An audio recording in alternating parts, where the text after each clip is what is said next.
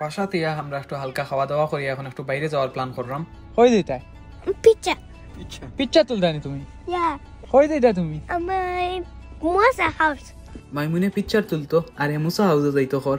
আমরা আস্তে আস্তে বার হয়ে গেছি, আমরা পিকচার তোলার লাগে একটা বালা প্লেসও যাইমু এবং পিকচার তুলমু।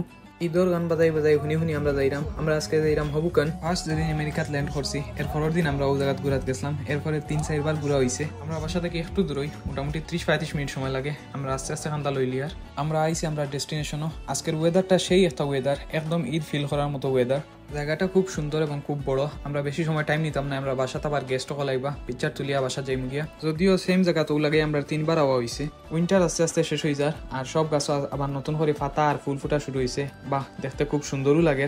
অনেক বড় স্পেসে এই জায়গাটা করা। সাগরের এক সাইড হইল গিয়া নিউ জার্সি আর অপোজিট সাইড হইল গিয়া ম্যানহাটন। বড় বড় জাহাজ ওটাও আছে, চাইলে তুমি টেকা দিয়ে ওটা রাইড করতে পারবা। তারা আস্তে আস্তে পিকচার তোলা স্টার্ট করছেন।